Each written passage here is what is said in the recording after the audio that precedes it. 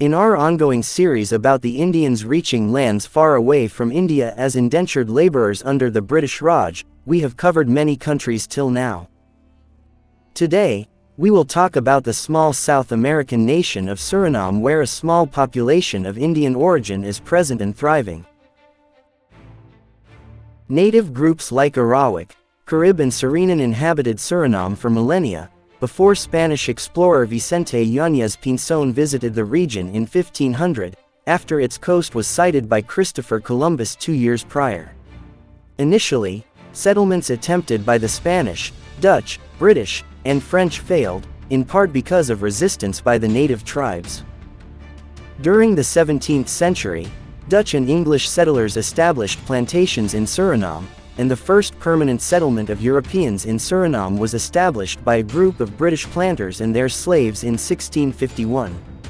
But the Dutch eventually got full control of this territory in 1667 after the Second Anglo-Dutch War.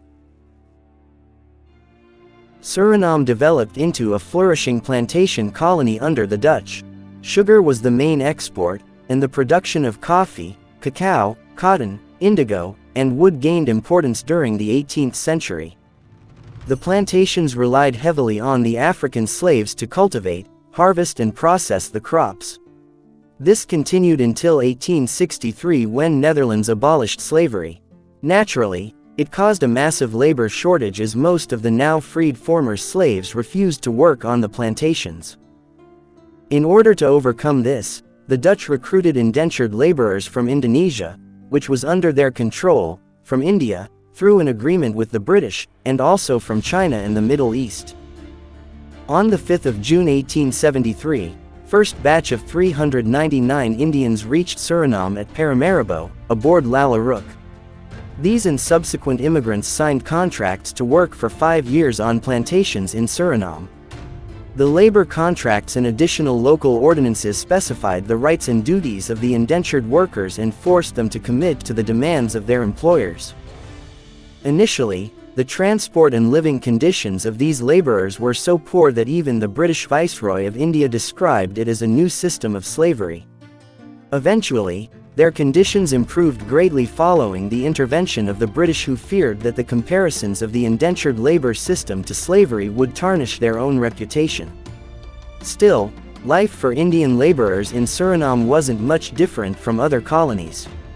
They had to work tirelessly on the plantations for a relatively low pay. Living conditions, health and hygiene weren't great either. Fundamental to this system was the penal sanction, which gave employers the right to press criminal charges against laborers who neglected their duty or refused to work.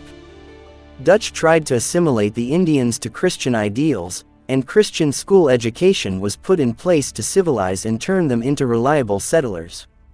On the part of the Indian laborers, these policies were opposed by clinging to Indian native customary practices.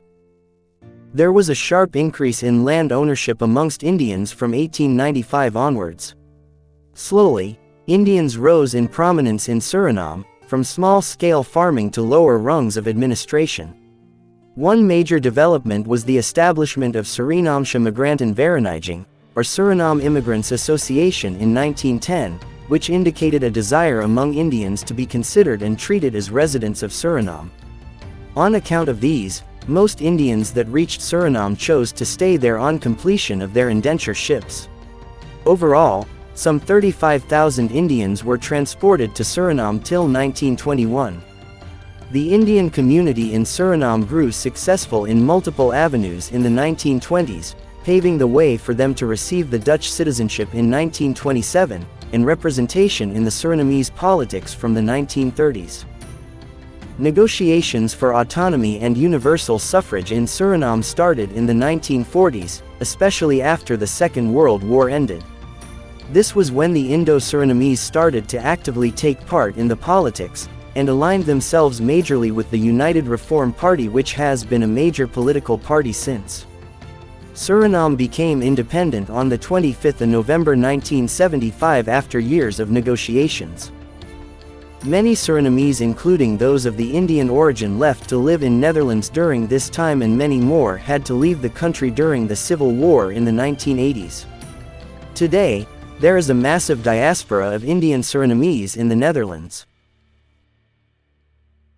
Currently, Indo-Surinamese comprise 27% of the total population of Suriname, and are known locally by the Dutch term Hindoestanen, derived from the word Hindustani. About 80% follow Hinduism, and the rest follow Islam, Christianity and Jainism. Despite being a very small country with a very small population, Suriname has a large ethnic diversity. These multiple ethnic groups, although having stereotypes about others, live in relative harmony today.